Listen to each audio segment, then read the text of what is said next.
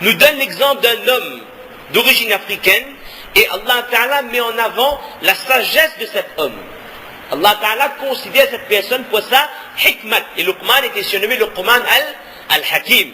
Luqman le sage qui donne des conseils à son fils et ces conseils ont été inscrits dans le Coran avant la création des cieux et de la terre et ils y resteront jusqu'au Qiyamah que chaque époque les hommes, les musulmans devront méditer sur les conseils de cet homme sage envers son fils. Les conseils de Luqman alayhi salam pour son fils. Ça c'est la considération qu'Allah Ta'ala a accordée à cette personne et Allah Ta'ala nous fait bien comprendre qu'il n'y a et le prophète sallam qu'il n'y a strictement aucune différence entre les races par rapport aux couleurs.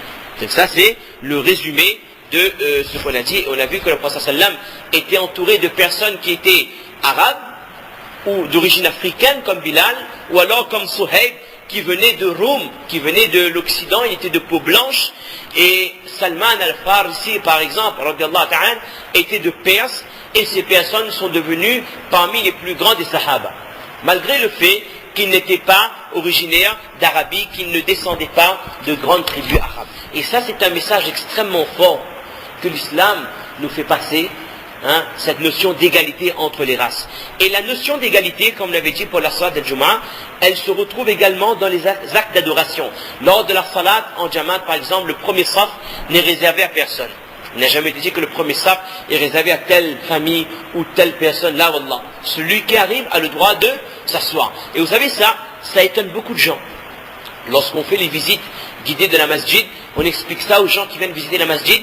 Je vous dis, maintes et maintes visites qu'on a fait, là, c'est quelque chose qui marque toujours les esprits.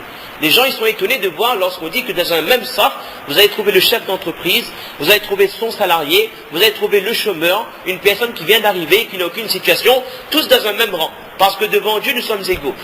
Ils sont étonnés, ah bon, c'est comme ça que ça se passe chez vous? Ben chez nous, c'est pas toujours comme ça. Et puis ils commencent à expliquer, on ne va pas rentrer dans ces détails, mais cette notion d'égalité, elle est omniprésente. Regardez pour le hajj, lorsque vous mettez, ou le umrah, lorsque vous mettez le ihram, cet ihram a pour but, c'est quoi l'objectif? C'est être le plus simple possible auprès d'Allah, bien sûr, mais parmi les sagesses, les ulama disent que c'est pour annuler tous les signes extérieurs de richesse. Lorsque vous êtes à Arafat, auprès d'Allah Ta'ala, dans ce moment-là, on ne distingue pas l'homme riche de l'homme pauvre. Il n'y a pas un ihram de luxe et un ihram beau marché. On est habillé pareil, logé, on pourrait dire, à la même enseigne, et devant Allah, nous sommes tous égaux. Ça, c'est extrêmement important. Et lorsqu'on est dans la tombe, les anges ne distinguent pas votre origine, ou votre couleur, ou votre appartenance sociale. Les anges vous posent les mêmes questions sur votre dîn, sur votre robe, sur votre prophète.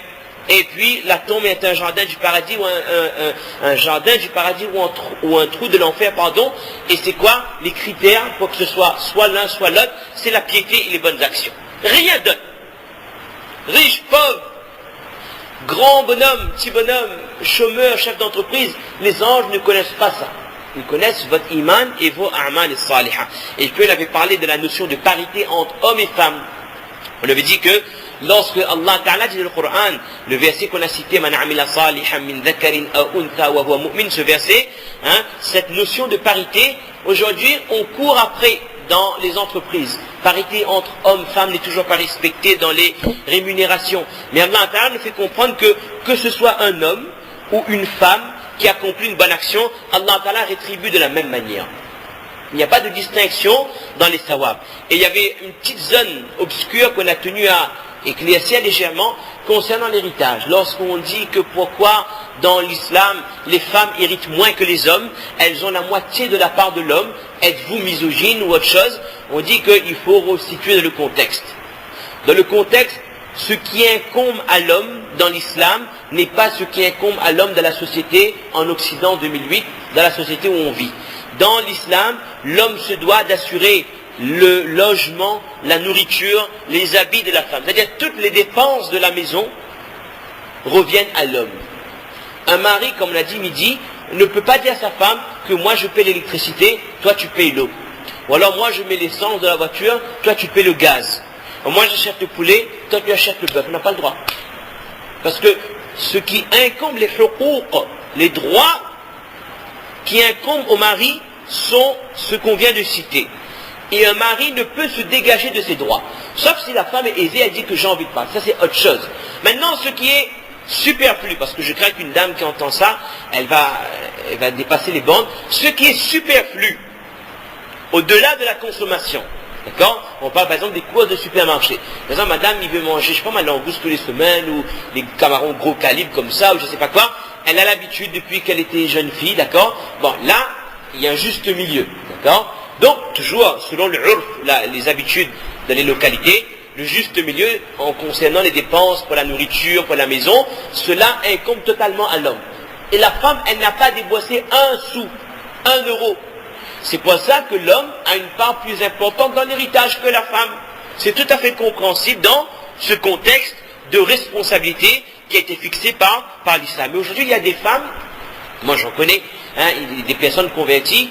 Il y a un ami à moi qui s'est converti et il connaît pas encore tout sur l'islam.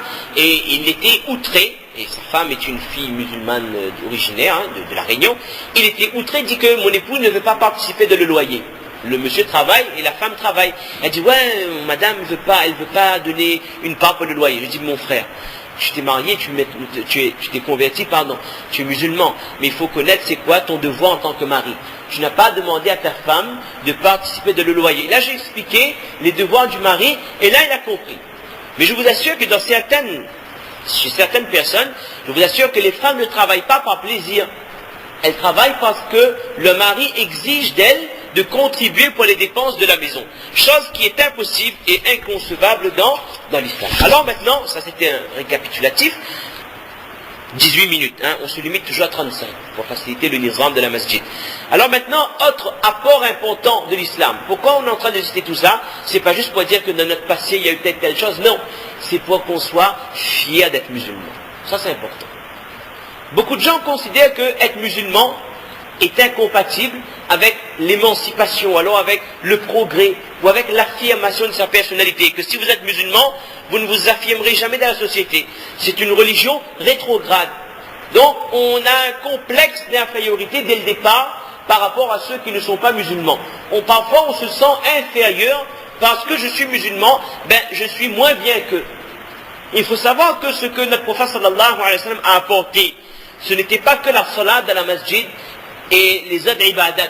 Notre prophète sallallahu alayhi wa sallam a apporté un mode de vie, un système, on pourrait utiliser le terme un système complet qui touche la vie familiale, la vie économique, la vie sociale, les relations entre les gens, les relations politiques. C'était un din kamil. Lorsqu'Allah Ta'ala dit au Coran, Al-yawma akmaltu lakum dinakum, ce din est complet. Ce que notre prophète sallallahu alayhi wa sallam a apporté à l'humanité, aucun homme ne l'a fait. Regardez, je ne sais pas, je ne connais pas les noms, mais un spécialiste dans l'économie, comme, comment il s'appelle cet américain là? Ford? Non. Je ne sais pas, un grand bonhomme de l'économie qui a apporté beaucoup de thèses dans l'économie. Bref, une personne comme ça, peut-être qu'elle a apporté une innovation très intéressante dans la fabrication, dans les usines, ou alors dans, Taylor par exemple, d'accord? Un homme comme ça, certes, sur le plan économique, son apport est considérable pour tous les pays. Mais est-ce qu'il a apporté des choses positives pour renforcer la cellule familiale, pour qu'il n'y ait plus de conflit entre l'homme et son épouse, ou pour la tranquillité intérieure, etc., etc. Il s'est peut-être spécialisé dans un domaine, comme il y en a qui se sont spécialisés dans d'autres choses, mais il n'y a pas eu un homme dans l'humanité qui a apporté de telles notions pour tout ce qui concerne la vie, tout ce qui est imaginable dans la vie d'un être humain. Ça, c'est la perfection du din de notre prophète sallallahu alayhi wa sallam. On a vu la notion d'égalité entre les races, maintenant la notion de liberté. Il y a un point à éclaircir lorsqu'on parle d'esclavage. On avait déjà traité ça il y a un an et demi, mais il est bon à souligner parce que dans un article du Point, ou alors de l'Express, je ne sais même plus, il parlait de l'esclavage dans l'islam. Certes, l'esclavage est un système qui existait chez les Arabes pendant ce qu'on appelle la Jahiliya, l'époque de l'ignorance.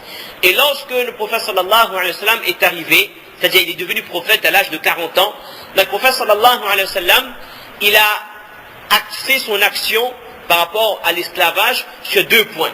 Premièrement, le prophète sallallahu alayhi wa sallam a enseigné aux sahaba quels sont les droits de l'esclave. Et en parenthèse, ce que je viens de dire tout à l'heure, les esclaves à l'époque des Arabes, et même chez les musulmans, on ne choisissait pas l'esclave par rapport à sa couleur de peau, contrairement à ce qui se faisait en Occident et à l'île de la Réunion, à Madagascar, au Mozambique, dans tous les pays. D'accord? C'était des esclaves de guerre. Les esclaves étaient des prisonniers de guerre. On ne les enfermait pas dans des cages. Ok? Ils étaient des prisonniers de guerre et ils vivaient dans la maison avec ce qu'on appelle leur maître. Mais le prophète sallam a donné tellement de droits à ses esclaves que si on analyse les droits qui les ont été attribués, ben c'est les mêmes droits, voire mieux même que les droits du travailleur moyen à notre époque. Entre autres, le prophète sallallahu alayhi wa sallam a dit au maître, c'est-à-dire au propriétaire, et c'est un mot fort, il a dit que si votre esclave vous a aidé pour préparer la nourriture, lorsque l'heure du repas est arrivé, vous devez le faire asseoir avec vous à table. Est-ce qu'un patron, pour ceux qui sont chefs d'entreprise, inviterait son employé à manger à sa table? C'est difficile. Et le prophète m'a dit, et ça c'est dans Sunan al-Tirmidhi, c'est dans un des 4 Sunan. Si je ne me trompe pas, c'est Tirmidhi ou alors c'est Ibn Majah. En ce sens. Et le prophète m'a dit que si l'esclave a honte, dans ce cas, donnez-lui une portion de nourriture et il mangera à son aise. S'il a honte d'être à table avec son maître. Là aussi, le patron donnera peut-être des tickets restaurants, mais ça fait partie du contrat de travail. Mais un patron qui vous dit, viens manger avec moi dans mon bureau, de mon manger, je te donne à manger, ça cherchez. Si vous le trouvez, dites-moi. Également, notre prophète sallallahu alayhi wa sallam a dit au maître, au propriétaire de ses esclaves, que vous devez les vêtir des mêmes vêtements que vous portez. C'est-à-dire la même qualité de vêtements que je porte, je dois donner à